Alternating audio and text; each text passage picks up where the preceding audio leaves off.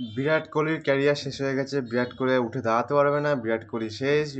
ওর বিরাট কোহলির জায়গায় অন্য কোনো প্লেয়ারকে খেলানো হোক, কিন্তু সবশেষে বিরাট কোহলি সেঞ্চুরি করে পাকিস্তানের বিপক্ষে সব প্রশ্নের উত্তর দিয়ে দিয়েছে। পাকিস্তানের বাবা একটাই হলো, সেটা বিরাট কোহলি।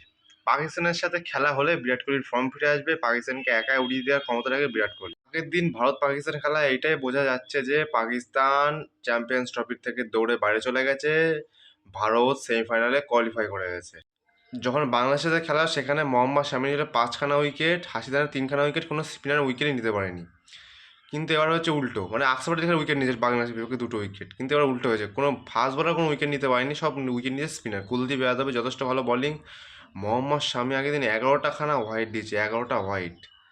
সবচেয়ে আইসিসি ইভেন্টটা সবচেয়ে বেশি হোয়াইটের নামে উঠে গেছে মোহাম্মদ শামির নাম। বিরাট কোহলির 157টা ক্যাচ, এর আগে কোনো প্লেয়ার এত ক্যাচ ধরতে পারেনি। 14,000 রান করেছেন বিরাট কোহলি। আগের দিন বিরাট কোহলির সেঞ্চুরিতে রোহিত শর্মা অনেকটা হাসিখুশি দেখা গেছে, আর রোহিত শর্মা কাছ থেকে একটা বোঝা নেমে গেছে। একটা চিন্তার বিষয় ছিল বিরাট কোহলির ফর্ম।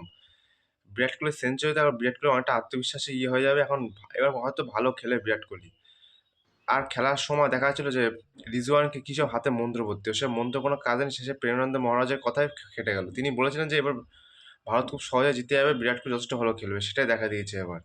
এর আগেও যখন বিরাট কোহলি অনেক কালায় খেলতে 2021-22 সালে, তখন প্রেমানন্দ মহারাজের কাছে গিয়ে বিরাট কোহলির ফর্ম ফিরে এসেছিল। তারপরেই এই গাভাস্কার ট্রফির ওখানে নিউজিল্যান্ডের কাছে হেরে বিরাট কোহলি আস্তে আস্তে ফর্মটা খারাপ হতে দেখা যায়।